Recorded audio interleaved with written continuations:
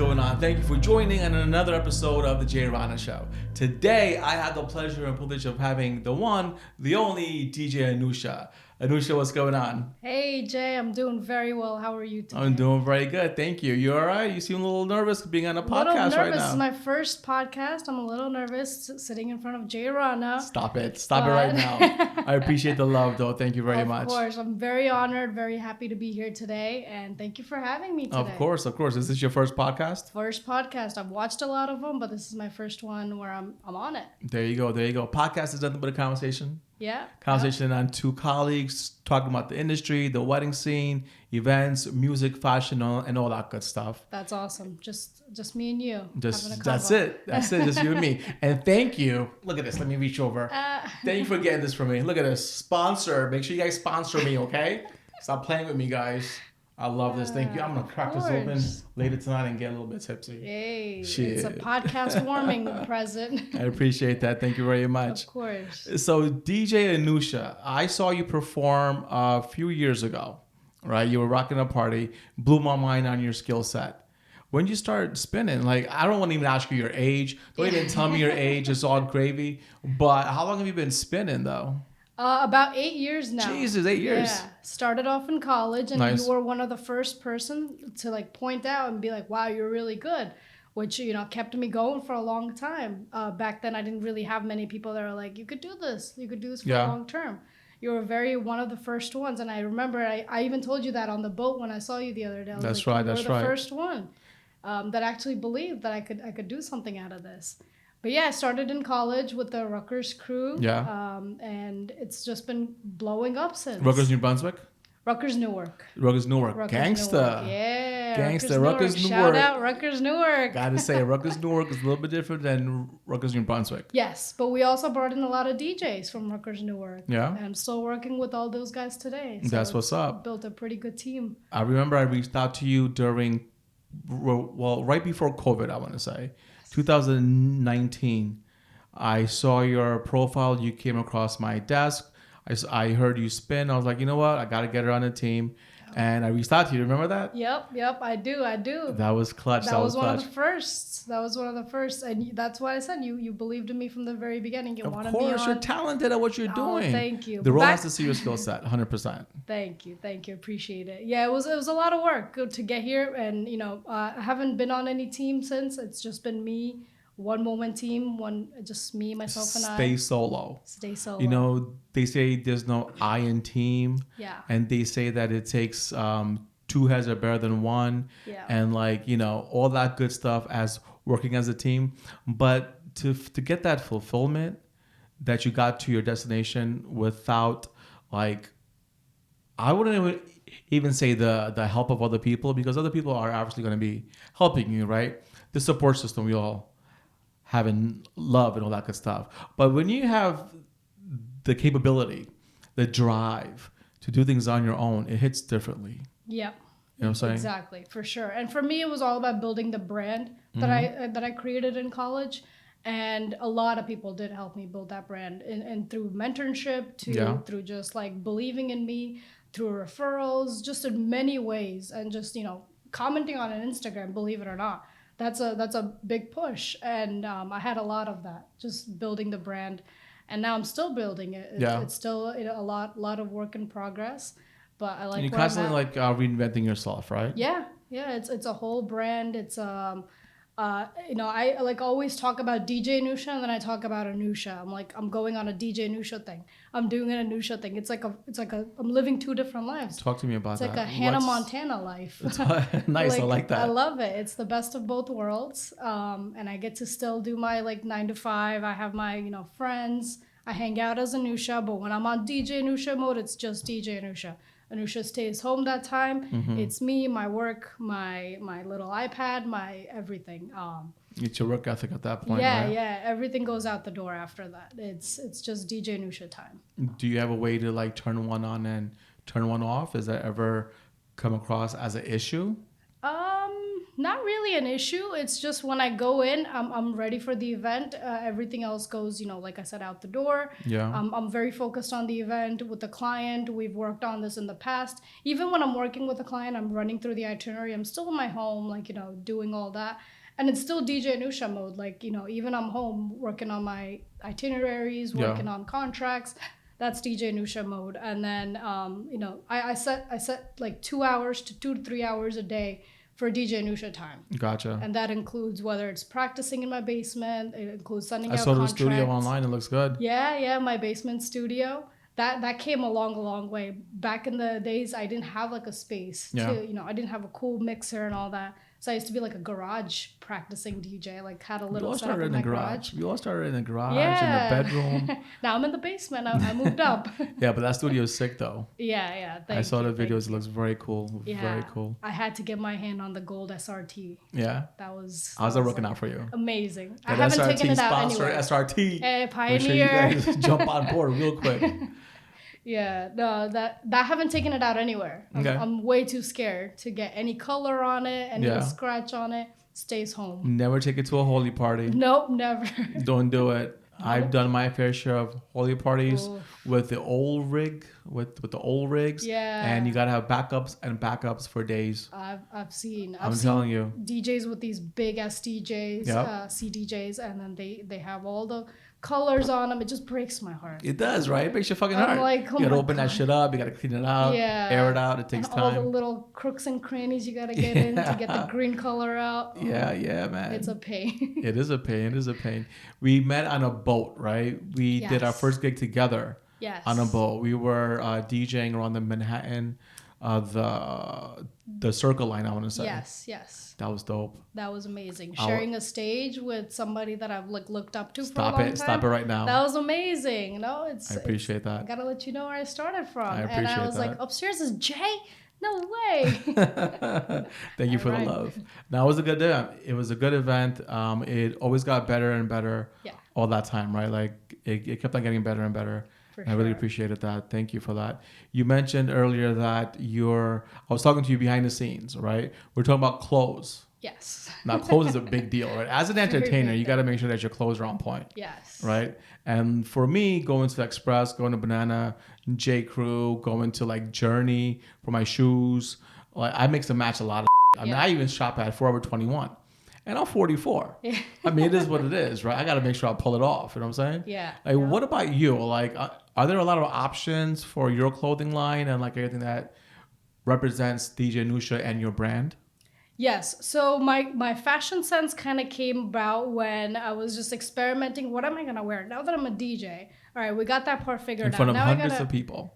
In front of hundreds of people, I'm representing myself. I'm representing my brand. Mm-hmm. If I'm being paid $1 million, I gotta look like $1 million. 100%. So that's what it got me into. I was like, all right, well, I can't do dresses because I can't, get up, get my energy up and fix everything. So dresses were out. Yeah. Dresses, skirts were out. And I was like, okay, pants. Now we got to make it look nice. And then you add one of these like nice little J. Crew blazers. Mm-hmm. And that's how it started. I just started rocking these J. Crew blazers. And I had like 4 colors. And now I'm at a little, hold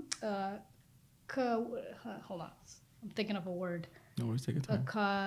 I'm at a little conundrum. Is that a word? Conundrum? No. Okay. A crossroads? A crossroad. That's what I'm saying. So now I'm at a crossroad here.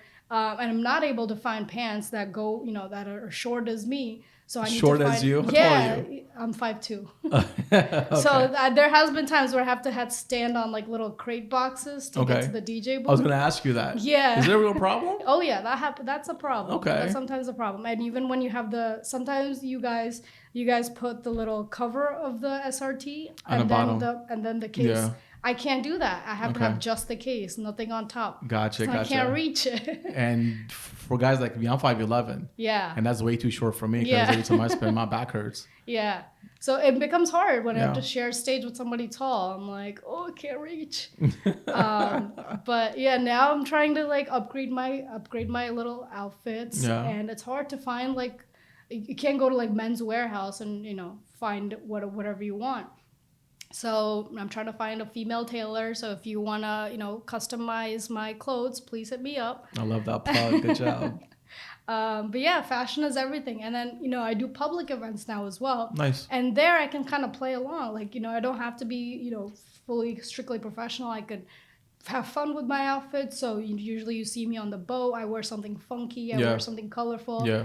That's just the inside Ranveer Singh in me. Just like, I want to wear this, something really cool. You got to stand out in some format, man. Your music is one way, but your fashion sense, that's completely different. Exactly. And it has to speak for itself. Yeah, and I wouldn't dress like that at a wedding because then, at a wedding, you're very professional. 100%. You don't want to take any attention away from the couple or the sweet 16, girl. So you keep it very nice, very formal, which is what I'm trying to go for and upgrade my suits. And I'm going to be coming to you now with all the color combinations. You're going to help me out. It's all color combinations, man. Yeah. You put a base on it. You could do everything else with your lapels, your flowers, all that good stuff. I heard. You know what it is? Like, you don't want to ever be a follower, right? Yeah. Be a leader in all types of industries, right? So if you feel like this is going to work for you, make it work for yourself. If you walk into a room, if you're dressed a certain way, you're going to own that room. And that's your attire. Right. That's your outfit. Now everyone's going to be dressing like you because you pulled that off. Yeah. You know what I'm saying? Yeah. And that's huge. No, it's awesome. I like to think that I'm doing an event and changing the world one blazer at a time. One blazer at a time. One blazer at a time. I like that shit. Good job. Good job. You mentioned something along the lines of public events, right? You recently were on stage with Raghav. Yes. I saw the videos. You also mentioned that you did a cover for Raghav like years ago, or you were DJing in your basement years ago, and you did something by Raghav, and now you're on stage with him? I was a huge Raghav fan, way back. And Raghav's I have a top 10 list of all my favorite songs, top 10 ever. And Teri Baaton was on there, number 7, number 8. That's pretty big to be on my top 10 as a DJ's top 10. Yeah. So Teri Baaton was always there, and I was just jamming out, 4 years ago in my basement, just rocking out to Raghav. And just mixing with a little bit of Raghav. And then I get a call a couple months ago saying Raghav's going to be coming with you guys on the New York City and DC show. Yeah. And that was just amazing to me. And I was just like, congratulations no way. On that. Thank you. It was awesome. And then I was asked to do the music for Raghav too. So I had to listen to all his cues and make sure each song played, as he wanted. And it was such a great event, and I got a shout out from him at the end of each event. That's what's up. I was like, yeah, my name came out of your mouth. But yeah, it was awesome, and I even talked to him afterwards, and then I DM'd him on Instagram. I'm like, hey, I was the DJ, so just kind of, I didn't want to do it before and be like, hey, you're gonna see me. I told him after, so he knew me. Yeah. Kind of made an impact, kind of made an impression on him. So now he follows me on Instagram. That's what's up. So yeah, these little things, it's just not a little thing. This is a big thing. It's a big milestone for you. Yeah, it was a little thing, and many more to come. I'm very excited. It was amazing. You're part of an all-female team. Yes. Talk to me about that, because I know there's one from the West Coast. Oh, yes. So the tour that I went on, the tour I went on was with 2 other female DJs. Okay. And one of them was from Chicago, DJ Miss Bella, and we had one from Dallas, DJ Dimple. Gotcha. So we were all together.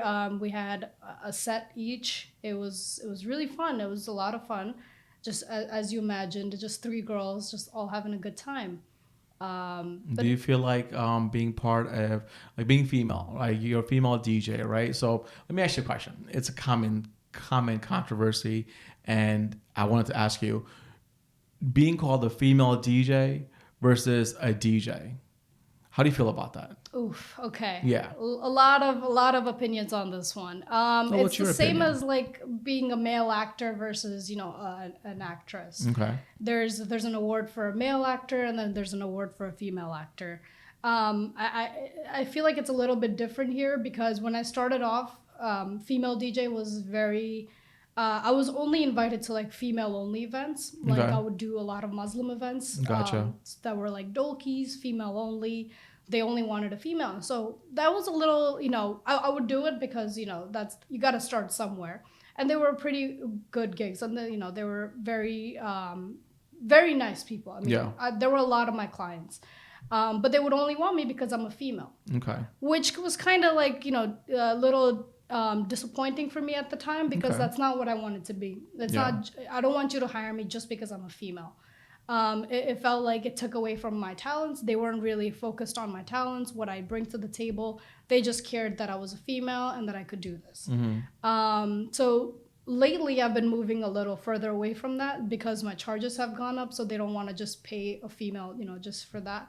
So that it worked out in a way. Now people reach out to me and they want a female DJ, but they can't afford a female DJ like myself. So now I've moved away from that a little bit. I still do it. I still do all my Muslim events, all my dolkis, nikahs, and they're great. They're when they show me the respect that I need, and they don't just want me for the female part. They want me for they want me for the whole wedding. They don't want me just for the mendi or the sangeet, but they also want me for the reception. And I take that as a win now because before I wouldn't book any receptions or anything like that. But now I have, all 3 events. Good job. Thank you. Good job. And I'm sure that also reflects on your pay as well. Yes, definitely. Right? Because I know for a fact that sometimes being a female DJ, right, the pay is not as high as it should be compared to a male DJ. Right. I mean, I see them personally on my own roster because I've also hired a few female DJs to represent my brand in that exact experience. When I used to do Arabic events and Muslim events and all those things, I had specialty female DJs just for that special part. Right. And they were paid a certain wage, which was not consistent with the males, right? Yeah. Because of the level of work that they'll be doing, I want to say. Yeah. But that also goes into like doing your own labor, for example, right? I mean, I got 3 sisters. I'm the oldest brother. I don't want them picking up any speakers at all, right? So I make sure that my female DJs going on site, the production was already there. Yeah. Set up. All they got to do is go in with your laptop, plug and play, and dip out. Yeah. And that worked out for them because that's what they wanted. You know what I'm saying? Like in your case, tell me you're picking up speakers. Are you picking up any speakers? Yeah. You are? I still do. I Nice, still good do, job. believe it or not. Yeah. Those are my only form of exercise. So no complaints there. But I have like little K-12s that can handle a tiny little party, like about 100 people kind of party. Sure. I'm kind of, I get my lifting. Yes. Yeah. You gotta do it. I'm a flexing strong on 'em. believer in doing your own labor. Like I know a lot of production companies that they have the roadies come in and the DJs and MCs, they just come in and plug and play. I feel like you're missing out on the whole experience of it, Yeah. And me getting older and still knocking out these events, I still do my own labor. And that blows a lot of my competition's minds away. Like, damn, you still doing your own labor? Yeah, absolutely. Yeah. I love, because again, you got to keep in shape, right? Yep. Picking up your own gear, knowing your own gear. If that shit rattles when you're picking up a speaker. And nobody's around. Exactly. Like what are you going to do? Yeah. Until it blows, right? So being in charge of that's huge for me. Personally speaking, that's huge for me. Yeah. You know what I'm saying? For Like sure. being in charge of your own gear, your own talent, your own everything. Yeah. No, before I used to not like it. I hated, having to get there early and then, I didn't have time to prep. For bigger events, I do just, hire my setup. I do have the team. Like I said, my Rutgers team, they take care of all the big events. Anything more than 2 speakers, I don't mess with. Gotcha. I'd rather have all that taken care of. So I'm just focused on, emceeing and DJing, whatever it may be that day. But a little, smaller event, I do those, all those myself, all the mic testing and all that. But yeah, I mean, it's been fun. I was told to just, start doing some of these because I do a lot of charity events as well. Oh, nice. You do. Nonprofit organizations, corporate organizations. Okay. And for those things, they don't really have the budget for labor. Yeah. So that's why I own my own speakers. Sometimes there's volunteers that'll help me lift and everything. So for charity, I don't make much and I can't hire labor for the amount they're paying me. So I just offer my services. I'll be like, hey, I'll do the labor too. That's what's up. It's hard, but it's for charity. You got to do it, right? Yeah, you got to I'm a big believer in giving back to the community. I agree. I do a lot of things. I have my own nonprofit organization. It's called Planting Hope. Okay. We launched in 2013. What we do is we raise diapers, blankets, and all that good stuff for the Robert Wood Johnson Hospital in New Brunswick. We've been doing it for a while now. That's amazing. 2013, 10 years. 2013. So Wow. diapers every single year. We do toy drives. We done that, raising toys for the Children's Hospital at St. Peter's. We raise baby clothing and baby bottles, the baby toys for great expectations.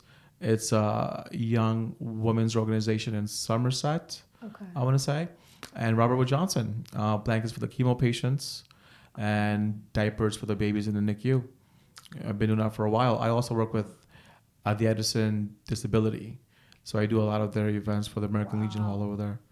So I'm a big believer in that. You're a philanthropist. I try to Look be. at you. That's amazing. I try to be. The thing is, our community has been very grateful to us, Yes. right? Well, it's been good to me. Let's put it that way. Yeah. It's been good to me. So if I could use my platform to give back, then why not? Exactly. You know, I don't mind doing free parties. That's how we started. I used to do so many free parties. Yeah.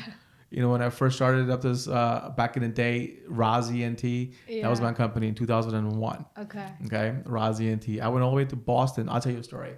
I went all the way up to Boston for a meeting. Okay. Just a regular meeting. The guy didn't want to do a phone call. He's like, I want to see your face. Oh. I said, oh, okay, uncle, but you are like 4 or 5 hours away. Well, do you want to be part of my family's event? With the accent and everything. I said, you know what? Sure. I went up there, and guess what? I did not get the contract. Oh. I drove back down, right? But you got to put in your time. Yeah. You got to put in I paid my dues a long, long time ago. Yes. So knowing all that to where we are now comes full circle. Yeah. You know what I'm saying? Because you got to pay your dues. You know I did a New Year's event when I first started, and I guess how much I got paid? $250. $250 for a New Year's event. New Year's Eve. Somebody's basement. But it was like 2015. You know, I was just starting. And it was like it's still a lot of money at that point. Yeah. I mean, back then it was still a lot of money. Yeah. I went home and I bought myself a telescope. After. A telescope? Treat yourself. Yeah. Are you into astrology? Yeah. Tell me more about Astronomy, yeah. Astronomy. No, I was just always a NASA kid. I thought I would be an astronaut. Oh, wow. But I'm not. So I got into like telescopes. I like looking at stars and stuff. And back then I bought a $200 telescope. And just recently after this New Year's, I upgraded to an $800 telescope. Oh, wow. So now I have a like nice little automatic telescope. That's what's up. Have you found anything interesting up there? Jupiter, its moons. I see all of it. The moon like every other week. I would not have assumed that you like astrology. Yeah, no, I'm a nerd in the... Astronomy, yes. That was twice. Yeah. That's twice I fucked up on that. Look at that. But it's all good. It's a common mistake. It's a common mistake. Is it common often though, like astrology and astronomy? Yeah. I mean, it's the study of like the placement of the moon and the stars, right? Yes. And astrology is like when you're like your star sign and... It's all the same. Yeah. Stop it. It's about the stars. But... I'm sure they cross paths in some form or format. Oh, fair, yeah. I'm sure. So talk to me about your okay, so you started off as a DJ, right? Yeah. As a skill set, like your skill set. I'm sure you had a few role models that you looked up to. Yes. I had anybody that we know?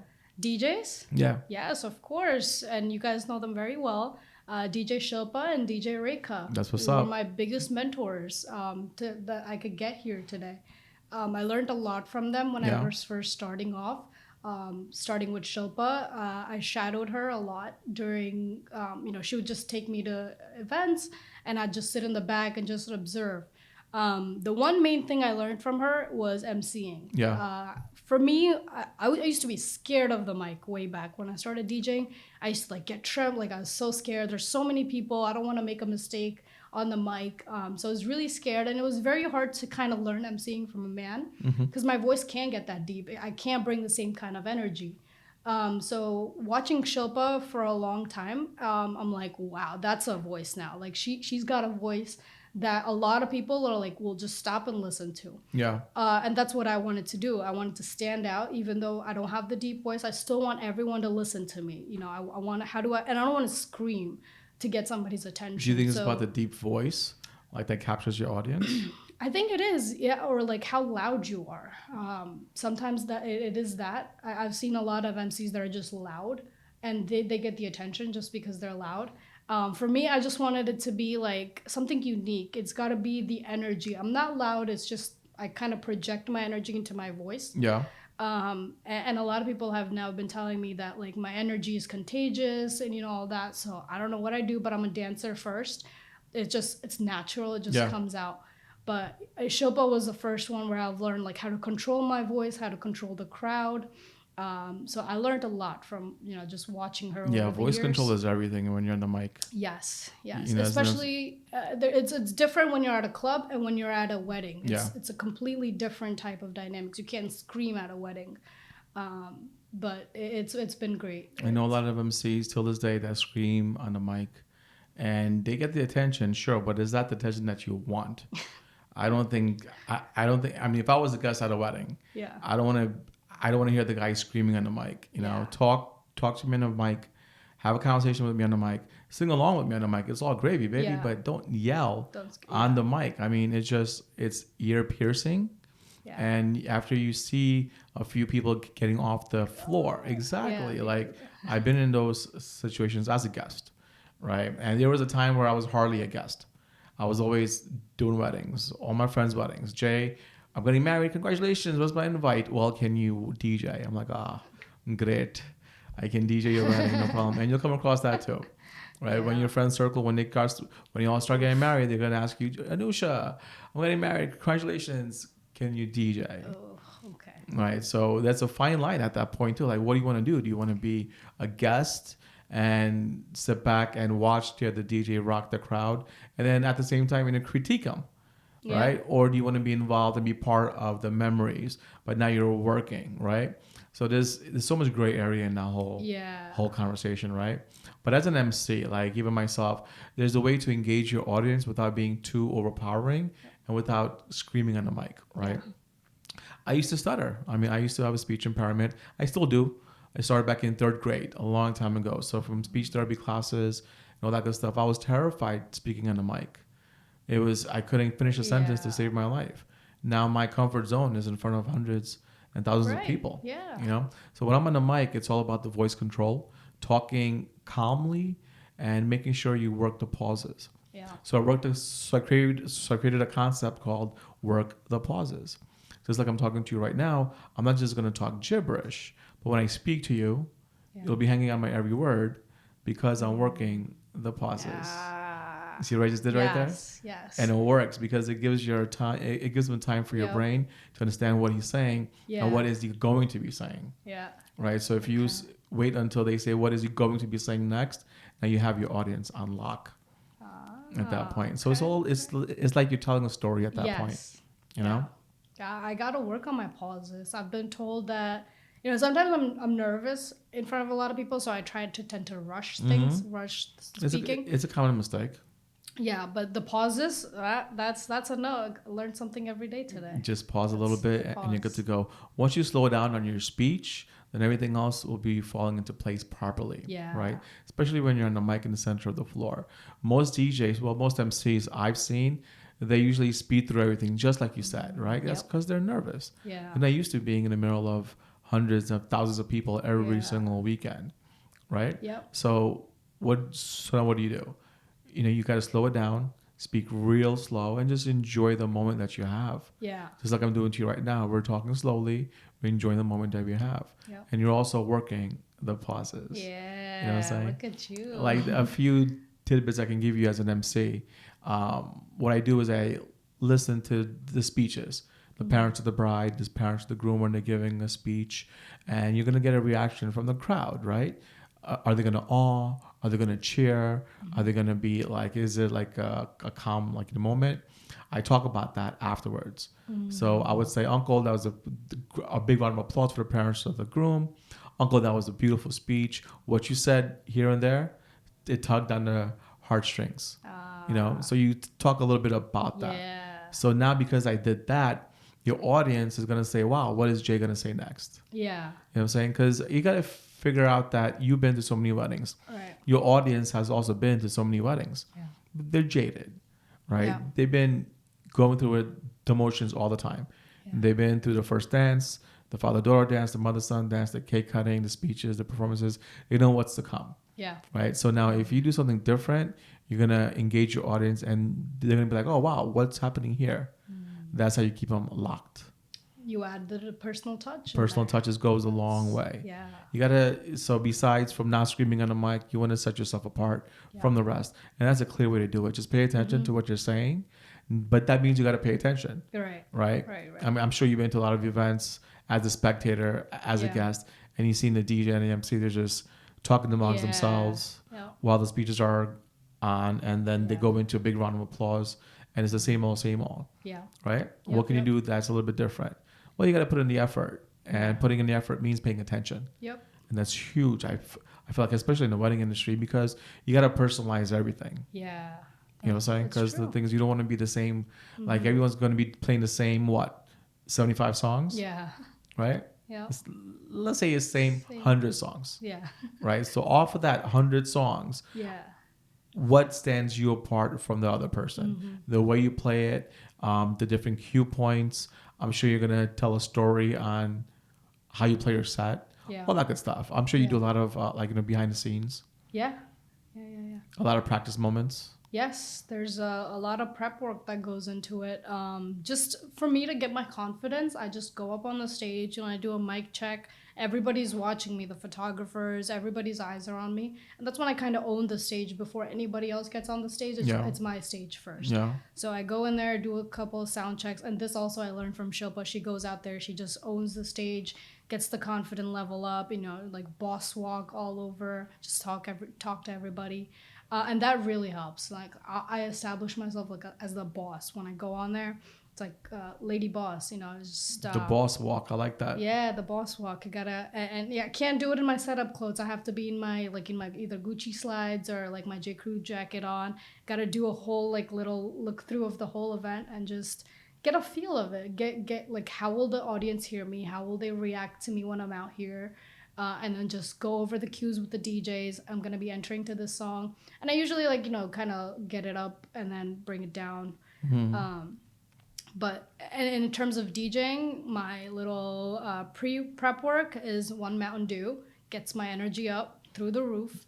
And just having my crates for whatever the client wants. Like gotcha. I've done every language you can imagine. I've done a lot of mixed events, a lot of Nepali, Bangladeshi, you name it, like Sri Lanka. Like I've done events of all caliber. So just customizing the music for that event and just making sure I have everything ready for them is like all the prep work I do. That's what's up. And even while I'm doing all that prep work, being a female, people will still go up to my setup DJ, like people that are setting up and be like, "Are you the DJ?" I'm like, clearly. How does that make you feel? Terrible. I'm sure, bro. Look at me. I'm wearing all this fit. I'm ready. I have my iPad with all the itineraries. But someone will go up to my guy who's setting up in shorts and be like, "Are you the DJ here tonight?" I'm like, "No, sir, I am DJ Anusha. Nice to meet you." Like they've never seen it before, so they I'm not even there for them. But then later, after the event is done, the same people will come up to me. They're like, and kiss your "We've ass. never seen anything like that. Thank you so much for coming." And that's when I'm like, that's a W. That's a win for me. 100%. Yeah. So when you're setting up, you're dressed one way, right? And obviously people look at you one particular way. Yep. But then when you're fitted, they're gonna look at you a completely different way, right? Yeah. But now even when you're fitted and you're ready to rock and roll, the guests will come up to you and be like, "Are you the assistant?" Yeah. That sucks. I mean, tell me that has to push your buttons. It does. It has happened so much. I don't think it'll ever stop. It'll keep happening. Why do you think that is, though? No matter how nice I dress, I'm like, why? It's usually like older people that that have. I was gonna ask you the age group, that point this out, and I don't think they've ever seen anything like this before. They usually think I'm just on the mic because they just think a pretty face is just on the mic. But no, sir, like I'm doing all the prep work. I'm doing all of that, everything, and probably more than what a male DJ would do for you. Yeah. And even like makeup and stuff. Like I do all of that. But it is always the same age group that comes up to me and says older uncles and aunties. Yeah, much older. No aunties actually. Usually it's just uncles. Usually aunties haven't done that. But yeah, usually it's uncles that are like, "Oh, who's the DJ?" And it literally says DJ Anusha on my iPad. Yeah. And it's just basic knowledge. But it does suck. It does suck a lot. But now there's been a different kind of responses I'm getting Or I go and I'm DJ and people will be like, "Are you DJ Anusha? I've seen you on Instagram." And that, like, I'm like, okay, now I'm being recognized in a different way. That must feel fantastic. Amazing. I'm sure. That happened while I was with Raghav in New York, and there were like 4 or 5 girls that came up. They're like, "Are you DJ Anusha?" I'm like, "Yes." You're a role model yourself at this point. Hopefully that's a lot of responsibilities and expectations to fill in those shoes. Yes. Right. Big responsibility. How do you I feel got about little kids. I got little kids looking up to me, and I have this like little kid that's like, her parents ask her what she wants to be when she grows up, and she says DJ. That's and what's because up. she's like, just like, I brought her into the booth a couple times. I put the headphones on her. I like let her do a couple of things, and now every time anybody asks her what she wants to become, a DJ. That's what she says. I'm like, okay, well, have a backup plan, and then you can also be a DJ. Have a backup plan. Yeah. I mean, as the DJ, like even till this day, I mean, people are banking. Right, off of being a DJ, being in the wedding industry.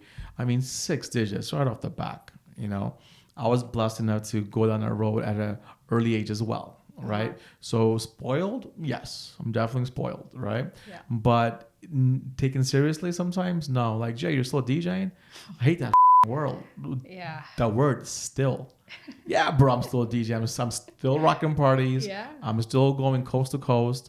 Up and down the Eastern Seaboard, I'm traveling international, and yes, I'm still breaking 6 digits. Hey. You know, working on the weekends, doing what, 20, 25 hours? Yep. You're working what, 40, 50 hours? Are you doing anything close to that?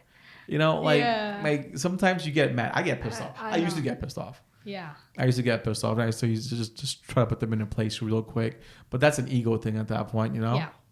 Like when they say, "Are you still DJing?" Like it's a side project, a side hustle, right? Yeah. Now people understand that being a DJ, especially in the wedding industry, is a full-time job. I mean, it takes a lot out of you. Yeah. You know, you're putting 40, 50, 60 hours every single week, if not more, right? And if you're really good with your money, because money management is pretty much everything, right? Because we're Indians. I mean, it is a cash business. Yeah. You know what I'm saying? No, it's not. I pay my taxes.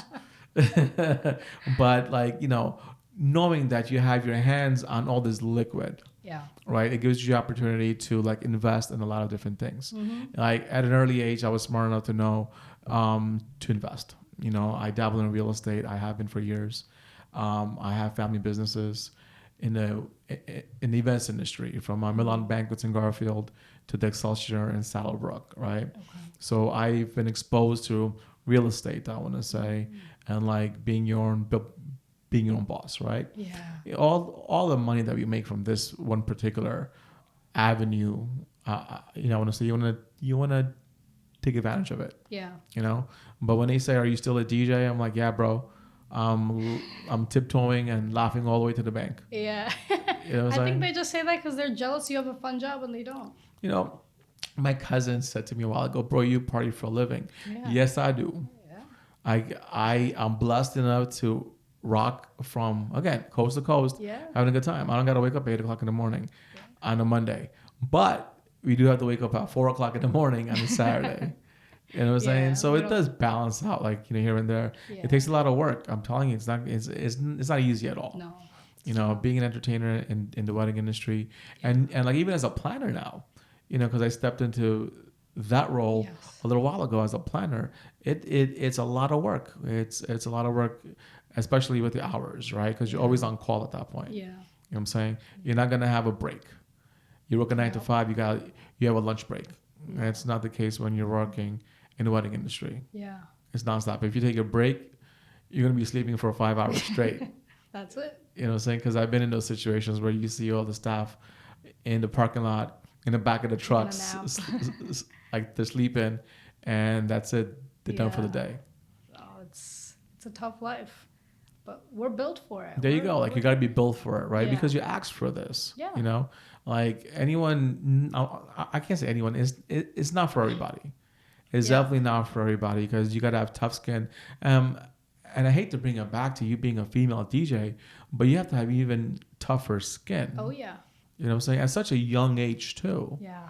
Like, I'm sure being in this wedding industry, you're going to go far. I can already see it, Anusha. Congratulations ahead of time. You're going to go very far. But you're built for it, right? Like, you're built for it. You have tough skin.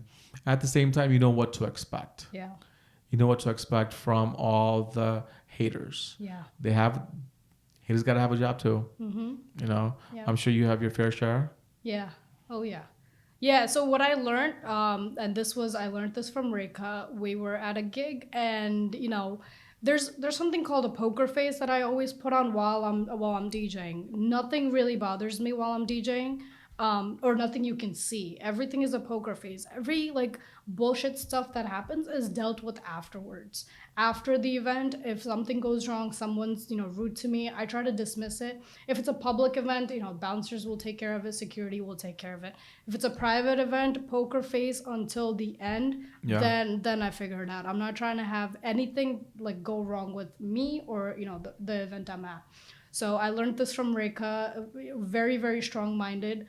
And it was just like how to handle yourself in the industry, and it's a lot sometimes, and I always have to ask people, can I do this, can I do that, or like what ask can I them do? what like Just in terms of like how I talk to people, or if I'm approached for a gig, how should I handle this person's talking very rudely to me, like how do I even accept the gig, even if I've gotten very like demeaning calls like that are just like, hey, I just need you to DJ for 1 hour, do you want to come, or like it's very like not professionally asked, not very nicely asked. People are just like expect you to just come when they want you to. Is that because you're a female DJ, or is it because you're new to the industry, or is it because of any other reasons? I think it's a mix of me being a female and a young female at that. Okay. So me being like, right now I'm 26, but I started this when I was like, 18. Mm-hmm. So I've seen this, even now people don't think I'm 26. They always think I'm 21. I still get carded. So it still happens just because... Well, you look like you're 19. Yeah, I know. I've been told. I still get carded to buy NyQuil. Like, Shut up. Yeah. Yep. I think it's a mix of being both like female and young. People just expect they could talk to you however they want, but it's not the case. And now I'm getting to the point where I can talk back and be like, all right, this is not right. In a very nice way. I never curse when I'm talking to a client. Be professional every single step of the way. Yeah, right? always professional. Like that comes first. And I always have my poker face on. Nothing really gets to me at an event. I believe I do have like thick skin. It doesn't really get to my head. I just brush it off as this is just part of the job. Yeah. And my mom gets worried sometimes because I go out at like late nights. And like if I don't text her and I'm like, it's 2 a.m. She doesn't. Do you have any older brothers or any sisters? No, just a little sister. Okay. So, like no man in my house. I lost my father when I was 18. I'm sorry to hear that. Yeah, no, it's okay. So I was raised in a very female-only So you're tough. house. Very tough, yeah. Absolutely. Yeah. Nothing brings me down. Good job. That's why I'm able to handle all this. And just usually I have people to reach out to as well. I could just be like, hey, like this happened. What do I do? And how do I handle this in a professional way that doesn't harm me or my brand or anything like that? And so far, everything I've handled with grace. From what I come, you're a female. You gotta bring the grace. That's one thing the male DJs might not have. You have your grace. You have your composure. Demeanor. You always keep it. Yeah. No matter how pissed off you are. There's a lot of DJs that get pissed off. Oh yeah. Especially when you have a couple of drinks in you. Yeah. No. Then you're asked out. I mean, it happens. I've seen it happen. Yeah. Like DJs, they have a stereotype of drinking on a job, right? I tell my guys the same thing. Listen, have a drink, have 2, that's it. Yeah. But you still have a job to do. Yep. You're still getting paid very well to display your skill set, right? Yeah. You got 300 people out there rocking out, right? You have a job to do. Yeah. I always say you shouldn't be drinking with your clients, but what do you do when the uncles and aunties and even the bride and groom, they're like, yo, we gotta do shots. Yeah. We can't do shots without you. We can't do shots without you. At that point, you gotta take it. Yeah. Take one for the team, I always say. But you gotta act responsibly at all times. There's the big budgets. Yeah. There's a lot of responsibilities on your own shoulders at that point. You know what I'm saying? Yeah. You're carrying the show. You're the face of the entertainment you're 100%. providing. And if you look bad, you're making the DJ look bad, the setup guys look bad, the photographers, whoever you brought with you. Absolutely, because you're working as a team at this point. Yeah. I was talking to a planner just last week. I bought him for a show, and she said something very similar. You're coming in as part of a team, right? The DJ is part of a team. The photographer is part of a team. The decor, the event planner, the menu, the makeup, everyone's part of one team. And the team is only as strong as its weakest link. And you don't want to be that link, because if one person drops the ball, the whole event is going to be shaky at that point. You know what I'm saying? It's scary. Yeah, you got to choose who you work with wisely too. Yeah, absolutely. Do you have a say on like who you work with or who you don't work? I'm sure you have your experiences with certain vendors, different types of people, different categories. Any particular stories, any Bridezilla stories that you want to share with us? You smiled. Yeah, no. My team always, I always work with the same, like, the Rutgers crew. They take care of all my setups. And they're very professional in terms of like, they don't drink on the job. If they do, they're still very professional. I haven't had any instances with them. That's why I continue to work with them, is because they provide me the loyalty, the timing. They like, so far, all these years, I haven't had a complaint with them. So that's why I get a little, hesitant working with other people that I haven't worked with before, because I don't know how they will make me look. Gotcha. But there has been times where a client has hired me, but another entertainer as well, which sucks because I don't know who this other DJ is. They've either hired me to MC or like co-DJ. Okay. And you go there and the DJ either like sucks or like has had too many drinks, and you can't control that because you didn't hire this person. Yeah. They did.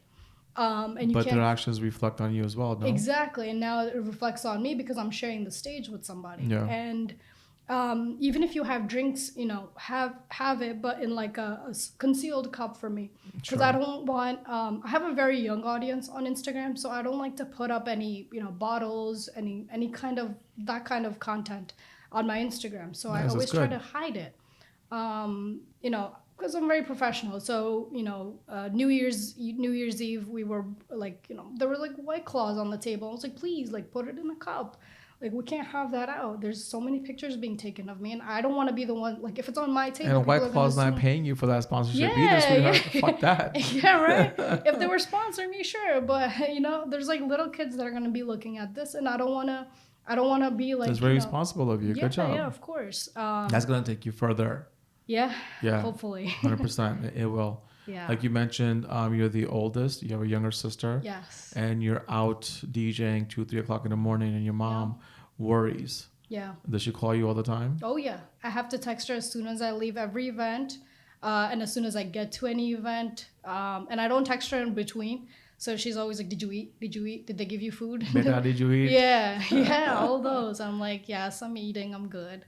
And as soon as the event is over, she has all my contracts. She knows exactly what time I'm ending. Nice. And if I text her, like, and she knows, a business manager? No, I wish. I'm my own manager. Very but cool. She knows my dates, which is great because sometimes I forget it, and she'll be like, next week you have this. Do you remember? I'm like, oh, thank God you remember. She's your business manager. She's my momager. There you go. But yeah, that's never going to stop. She's always going to call you. Yes, always. I'm telling you, even now, I DJ, I MC, I plan weddings. I'm 44. Yeah. My mother still calls me. Yeah. He's like, it's 2 o'clock in the morning. Why are you up? Like, Mom, go to sleep. Yeah, she doesn't sleep until I get home.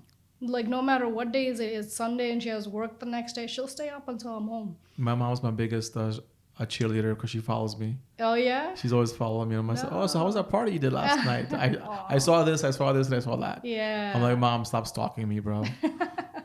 But you need that. Yeah. You need that moral support. You know what I'm saying? Yes. My mom was hesitant in the beginning. She would not let me, go out because she'd be like, it's late. You can't be doing this. It's not safe on the road. It's not safe for you to be out by yourself. But then I started bringing in the checks. And then that's when she was like, all right, okay. Well, now you can continue. That's always the this. case. Yeah. That's always the case. My father was the same exact way. He's like, no, because I quit a corporate job. Yeah. In 2001. I used to work for Pfizer as a tech analyst. And I'm like, you know what, Dad? I'm gonna press play for a living for the next couple of years. He's like, wait, what? I'm like, yeah, I'm gonna quit my corporate job, with 401k and insurance and all that good stuff, and DJ. Yeah. He lost his shit. He lost his money. Like, I don't think so, bro. Plus I'm Gujarati, so it's like huge, right? Yeah. But he saw the paychecks. Like, oh, I can understand what is this. And then I took him to an event. Yeah. Then I sat him down on the DJ booth, and he saw exactly what we did. Yeah. And it kind of blew his mind as well, It's awesome. I still haven't quit my 9 to 5 yet, but hopefully there will be a day where I do. I mean, it's goals, right? Yeah. Goals. I always told myself if I hit a certain number, then I'll go back, or I won't go back to my 9 to 5. But if I go like under a number, then I'll go back to my 9 to 5. Knock on wood, man. It hasn't happened yet, because the thing is, going backwards is fine. Yeah. If you want to reset, if you want to do things differently, if you want to reinvent yourself, right? But if you can keep on pushing forward, right, which is huge.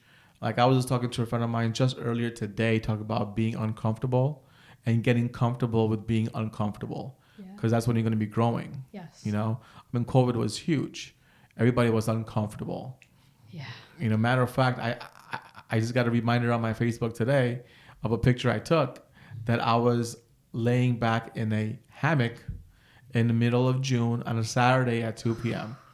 And I haven't done that since COVID. No, I haven't done that since 2001. But I did that during COVID. Yeah. Because this picture was from 3 years ago, 2020.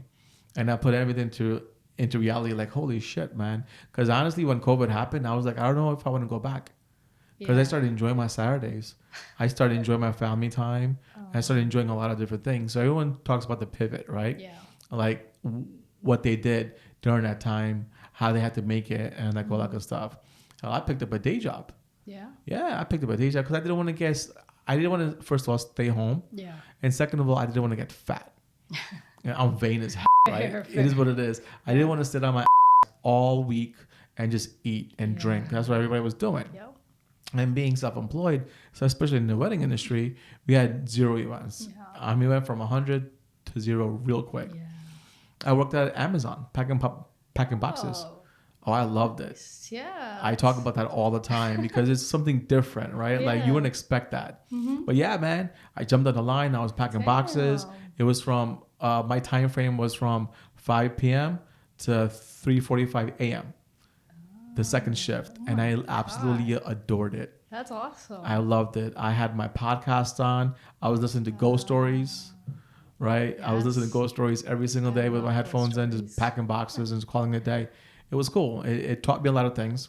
The biggest thing was really enjoying myself. But it was so cool because I didn't have to take lead anymore. Yeah. Right? Because as a businessman, as a business woman, right, you have employees. Yes. You have decisions to make, right? Working at Amazon, I was just on the line. Yeah. I have my managers above me. Yeah. Jay, you got to get this done. Okay. What else you got? That's it. Keep it simple. It was one of the best things I've ever done. And it put a lot of things in my world into check, like what's more important. Is it family time? Is it personal time? And like all that good stuff. So it helped me out tremendously. That's amazing. Yeah. COVID for me was a little different. I started off and like in 2015, and I had just started getting like restaurants. I started doing just in 2019. And like it was just like my name was just getting out there, and then the COVID thing happened, and I basically went backwards again. Once COVID was over, it was just like now I have to pick back up where I left off 2 years ago. Yeah. And in the 2 years, I worked on myself. I was like, all right, this is what we're gonna do. We're gonna build a website. We're gonna do all that stuff, all the background stuff work. Yeah. And I even did like some live streams and stuff on Instagram. To raise money for people that were like struggling in Patterson. Good job. Thank you. Why Patterson? I live close to there, and I work with some of the moms I live in Wayne. Okay. So some of the moms that work. You're from near North us- Jersey. Yeah. That's what's North up. Jersey. I was born and raised in Passaic. Hey, okay. I was raised in Wayne all my life. That's what's up. I got family up in Garfield, Passaic, Clifton, Nice. Saddlebrook. North Jersey all day. North Jersey it is. North Jersey all day. That's where the party's at. That's where your swag comes from. Yeah. It ain't Central Jersey. I'll tell you right now. No. Listen, Central sucks. you can't say Oops. that. We might have to cut that out. Like I've been in Piscataway all my life, but born and raised in Passaic. There's a certain swag. I mean, my one of my first guests here on the show is Neil, and Neil plays the dole. He's an MC. He's dope at what he does. Yeah. Again, from Passaic, right? There's a certain mindset that you have when you're from the North Jersey area, Yeah. because it's like it's a struggle. You know what I'm saying? You got to make yourself at that point. Yes. I mean, you got to. I hate to say this way, and I hate to say it to you, but I mean, you got to have a good set of balls on you. Yeah. You know what I'm saying? To like make it out of that mindset of being. Well, I'm from Central Jersey, so everything is handed to me at this point. I mean, it's common. Yeah. It's common. I mean, if I'm wrong, fine, I'm wrong, right? Yeah. But I'm hardly wrong. Yeah, no, that makes sense. I see that now. I've never even noticed it, but people from North Jersey are built different. That's why I said when you're from Rutgers, Newark, I'm like, you gangster. Yeah, I'm gangster. It's Newark. That's what's up. That's what's up. Yeah. Anusha, thank you for being on my show. Of course. Thank you for coming so on. much, Jay. Thank you. It was such a pleasure. We're going to continue to work with each other in the future. Yeah, absolutely. And this is just one of the episodes. I'm going to have you come on in like a year, maybe 2 years, when you're like international. All right. You're international right now? No, I wish. Okay, then when you're international, Yeah. hopefully it's not 2 years, but 1 year. Let's see. I'm trying to go national first. Okay. Have you crossed states yet? No, I'm going to Tampa in 2 days. Okay, well, there you go. That'll be my first, I think, out of state. Well, out of like East Coast area. Well, out of the tri-state. Out of the tri-state, yes. Nice. Out of the tri-state. Tampa will love you. Yes, I'm so excited. You're excited? Yeah, I already got people DMing me. They're like, this stuff never happens in Tampa. We're so excited. Nice. So I'm very excited. Congratulations to you and all your success. Thank you. There's you so much more for you out there. I could see it's going to be a bright future for you. Thank you. I appreciate you. Absolutely. Good job. Do you want to go into any of your tags, any of your platforms? Yes. Hey guys, it's DJ Anusha. Thank you for watching me on the Jay Rana Show. You can follow me at DJ Anusha on Instagram. That's DJ Anusha with an extra A at the end. And visit me at djanusha.com. I'll see you on the dance floor. You'll see her on the dance floor. Ladies and gentlemen, again, thank you for joining us on the Jay Rana Show on yet another episode of educating and evolving and having a great time. I'll see you in the next one. Peace.